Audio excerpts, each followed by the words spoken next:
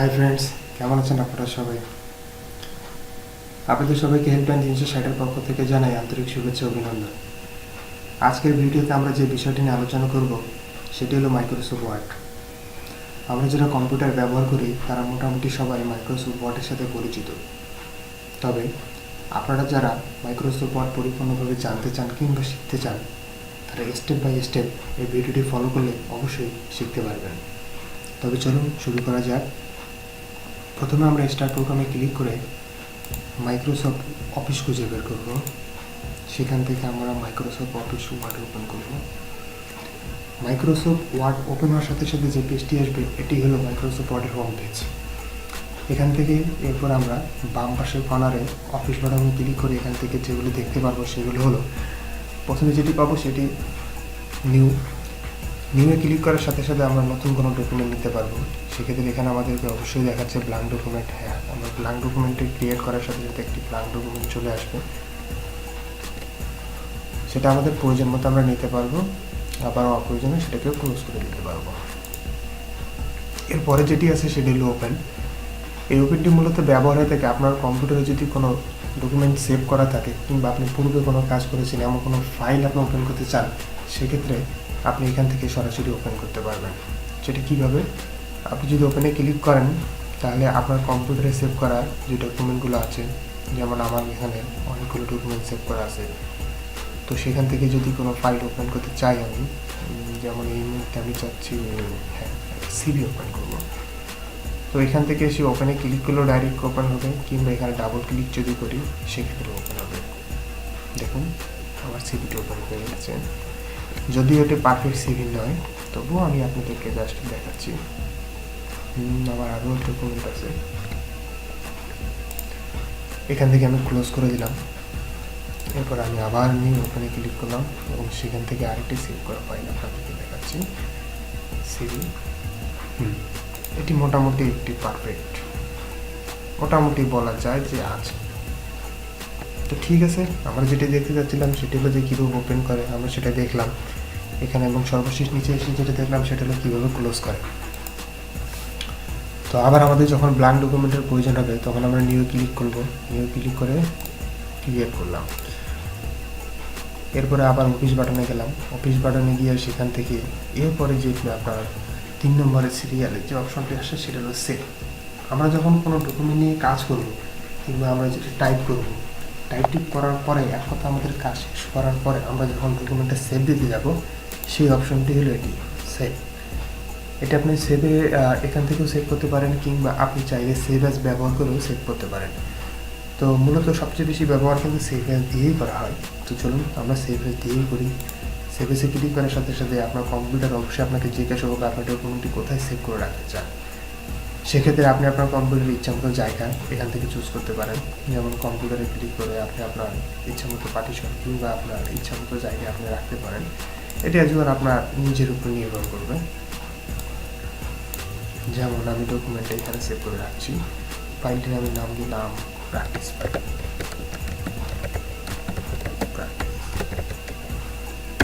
ওকে, inter দিলাম, হয়ে গেল। এখন আমার ডকুমেন্টে ব্ল্যাঙ্ক, কিন্তু তবুও আমার কিন্তু অটোমেটিক কিন্তু সেভ হয়ে গেছে, কারণ আমি ফাইলটা সেভ করে আসলাম। এরপরে যে অপশনটি আছে সেটা হলো প্রিন্ট। যখন একটা ডকুমেন্ট আমার লেখা হয়ে যাবে তখন আমি যদি সেটাকে প্রিন্ট আউট করতে চাই, সেক্ষেত্রে আমার এই ফরম্যাটের প্রয়োজন আছে।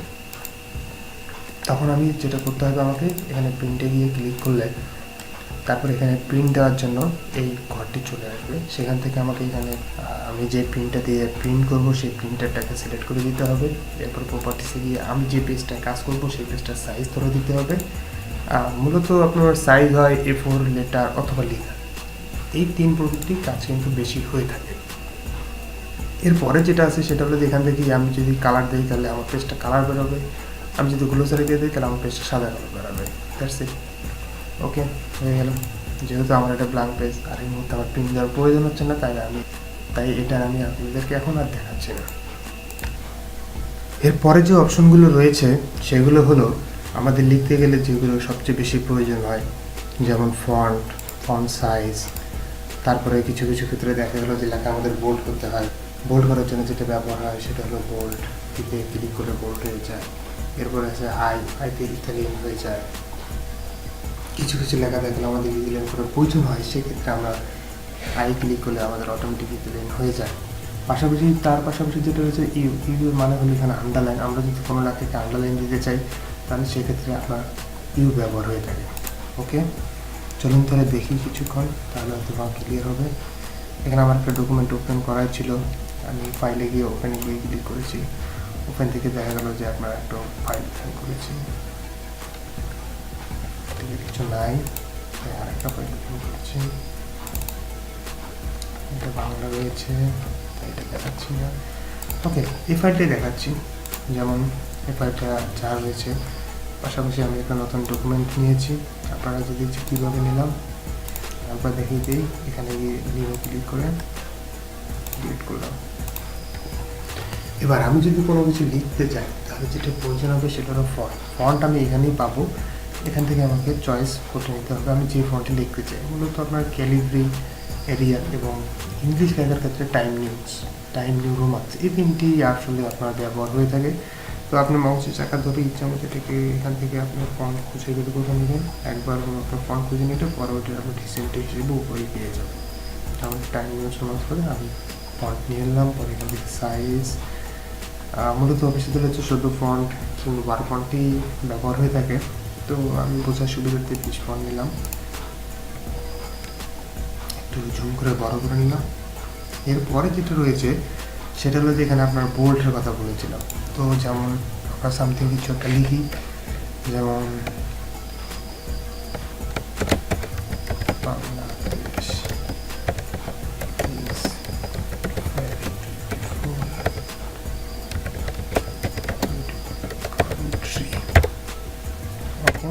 ফুল স্টপ দিলাম, আমার লেখা হয়ে গেলো। আমি একটি লাইন লিখলাম। এবার যেটা করার আছে সেটা হলো যে আরও কিছু লাইন প্রয়োজন। তো এটাকে সিলেক্ট করলাম, টোটালি যেটাকে মার্ক বলে মার্ক করলাম, তারপরে একটু কপি করলাম, পাশে রাখলাম, পাশে রেখে স্পেস দিয়ে পেস্ট করলাম। আপনারা চাইলে কন্ট্রোল সি দিয়ে কিবোর্ডে কন্ট্রোল সি দিয়ে কপি করতে পারেন এবং কন্ট্রোল ভি দিয়ে পেস্ট করতে পারেন। তো আমার সাথে একবার কপি করা রয়েছে, এই জন্য বারবার কপি করতে হয় না। এটা সবার ক্ষেত্রেই আপনার একবার কপি করা থাকলে সেই ডকুমেন্টটা আপনি যতবারই পেস্ট করবেন ততবারই সেম আসতে থাকবে। আমি কিবোর্ডে কন্ট্রোল ভি চেপে পেস্ট করতে থাকলাম। ওকে, বেশ কয়েকটা লাইন হয়ে গেল। স্পেস দিয়ে ব্যাক স্পেস চাপিয়ে আমি সেগুলোকে এক লাইনে লিখার চেষ্টা করছি। আপনার লাল দাগ দেখেছে কারণ এখানে একটা স্পেস দিলে এটা ঠিক হয়ে যাবে, এখানেও একটা স্পেস দিলে ঠিক হয়ে যাবে। ওকে, আপাতত লেখা হলো, আরও কিছু লিখি। কি লিখব?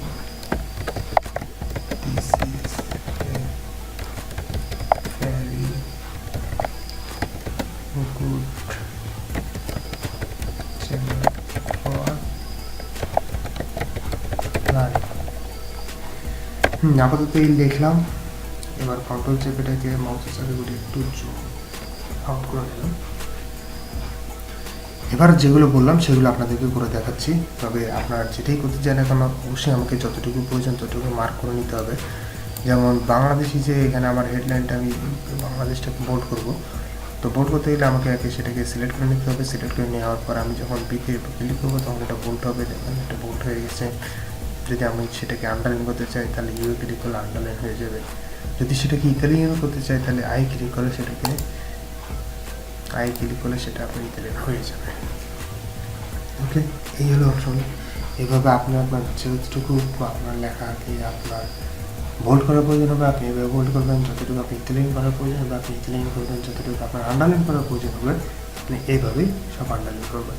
আপনি যদি কিবোর্ডে শর্টকাটে করতে চান তাহলে আপনার কন্ট্রোল ভি চেপে বোল্ড করতে পারেন, কন্ট্রোল আই চেপে আপনি ইতালিয়ান করতে পারেন এবং কন্ট্রোল ইউ চেপে আপনি এটাকে আন্ডারলাইন করতে পারেন। ওকে, আমি আন্ডু করলাম, আন্ডু করে এখান থেকে আন্ডু করা যায়, আন্ডু করে আগের অবস্থায় চলে আসলাম, চলে বোল্ড রাখলাম।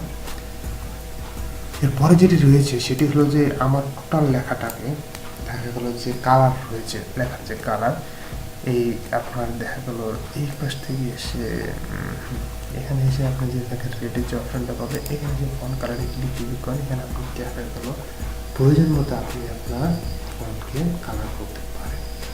যেমন আপনার অলওয়েজ যেটা থাকে সেটা হচ্ছে মাইক্রোসফট ওয়ার্ডে যখন আপনি ঢুকবেন তখন আপনার ডিফল্ট অবস্থায় ব্ল্যাক থাকে, এটাকে আপনি আপনার ইচ্ছা মতো চেঞ্জ করতে পারেন। যেমন আমি কালার চেঞ্জ করে দিলাম ব্লু, হোয়াইট কালার। ওকে, এরপরে যেটা রয়েছে সেটা হলো যে খুব ইম্পর্টেন্ট একটা বিষয়, সেটা হলো যে আপনার জাস্টিফাই করা। জাস্টিফাই মানেটা কি? জাস্টিফাই করা মানে হলো, দেখুন আমি যখন লেখাগুলো শুরু করেছি আমার সবগুলো লেখা কিন্তু বাম পাশ থেকে শুরু হয়েছে এবং ডান পাশে গিয়ে শেষ হয়েছে। তো আপনার জাস্টিফাইটা মূলত হলো যে এখানে আমার কিছু কিছু লেখা দেখা গেলো মিডিলে থাকা প্রয়োজন। যেমন যদি বুঝাতে চাই তাহলে হয়তো লিখলাম হেডলাইন। তো আপনার হেডলাইন দেখা গেলো যে কিছু কিছু আপনার লেখা থাকে যেগুলো মিডিলে রয়েছে, সিভিতেও রয়েছে। দেখুন এখানে আপনার মিডিলে কিছু লেখা রয়েছে, পাশাপাশি দেখা গেলো যে আপনার এগুলো কি লেখা রয়েছে, ওগুলো কীভাবে করতে হয় সব আমি স্টেপ বাই স্টেপ দেখাবো। তো আপনার এই হেডলাইন লেখাটাকে আপনার মিডিলে নিয়ে থাকলে আপনার এখানে জাস্টিফাই রয়েছে। জাস্টিফাই এখানে আপনার যখন বাম সাইডে অটোমেটিক ক্লিক করাই থাকে, আপনি অ্যালাইনমেন্ট যখন সেন্টারে ক্লিক করবেন তখন আপনাকে মিডিলে আসবে, যখন রাইটে ক্লিক করবেন তখন রাইটে যাবে। তো এটা মিডিলে রাখলাম এবং আপনার সর্বশেষ যেটা রয়েছে সবগুলো লেখাকে মার্ক করে আপনি চতুর্পাশে সমান করতে চান তাহলে আপনি এখানে জাস্টিফাই করে দিলে আপনার চতুর্পাশে লেখাটা এবং অটোমেটিক কম্পিউটার সেটাকে আপনার চতুর্পাশ থেকে ঠিক করে দেবে যতটুকু পসিবল হয়। ওকে, আপনি যদি মাইক্রোসফট ওয়ার্ড লিখতে গিয়ে কখনো যদি কোনো ভুল টাইপ করেন, যেমন ভ্যারি লিখতে যে আমি লিখি VARY লিখি, ভারী লিখি, তারপর বিউটিফুল লিখি যে সরি আমার লেখার আসলে ফন্ট কালারটা চেঞ্জ হওয়ার কারণ হয়তো আমার হচ্ছে আমি এটাকে ব্ল্যাক নিই। দেখুন আরও দেখাচ্ছি CONTRY কন্ট্রি লিখলাম, এখন ভারী বানান ভুল, কন্ট্রি বানান ভুল। তো ভারী বানান ভুলটা দেখা গেল এটা ভুল দেখাইনি, তারপর আবার এখন অন্য কিছু ট্রাই করে দেখছি। এখানে বাউটিফুল লিখলাম, BAUTI এখন আমার দুটো লেখাই ভুল দেখাচ্ছে। তো যখন ভুল দেখাবে আপনি যে লেখাগুলো ভুল থাকবে সেগুলোর পিছনে আপনার লাল দাগ আসবে, আর লাল দাগটা আসলে আপনি বুঝতে পারবেন যে আপনার লেখাগুলো ভুল হয়েছে। তবে অবশ্যই মনে রাখবেন মানুষের নাম এবং কোনো প্লেসের নাম এই দুটোর ক্ষেত্রে কখনো আপনার গ্রামাটিক্যাল ম্যাচ করে না। আর বিজ্ঞানী এর পেছনে যদি নিচে আপনার লাল দাগ আসে তাহলে কখনোই ভাববেন এগুলো ভুল রয়েছে। ওকে, তাহলে চলুন। বিউটিফুল বানানটা ভুল আছে, এখানে কান্ট্রি বানান ভুল আছে। তো আপনি ইচ্ছা করলে এখানে আপনি সঠিক লিখতে পারেন, কিংবা আপনার মাউসের রাইট বাটন ক্লিক করলে এখানে আপনাকে সঠিক বানান দেখাবে, সেখানে ক্লিক করে আপনি সেটাকে ঠিক করতে পারেন। Beautiful same. ওকে, হয়ে গেল। তো এইভাবে আপনি আপনার ইচ্ছা মতো এখন আপনার যত লেখার প্রয়োজন হয় কিংবা আপনি যত আপনার প্রয়োজন হয় এইভাবে আপনি লিখে যাবেন টোটাল পেজে। আমি পুরো লেখাটাকে আবার কপি করলাম, কপি করে পেস্ট করলাম। প্রিয় বন্ধুরা, আমি চাচ্ছি না আমার ভিডিওটা খুব বেশি বড় হোক, আপনাদের বুঝতে অসুবিধা হোক, মানে আপনাদের জন্যই আজকের ভিডিওটা এখানেই শেষ করছি। অবশ্যই আপনারা আপনাদের সাথে থাকবেন। আমার ভিডিওটি যদি ভালো লাগে অবশ্যই লাইক করবেন, কমেন্টস করবেন এবং শেয়ার করবেন, এবং পরবর্তী ভিডিও পেতে অবশ্যই আমার চ্যানেল সাবস্ক্রাইব করবেন। ধন্যবাদ আপনাদের সবাইকে।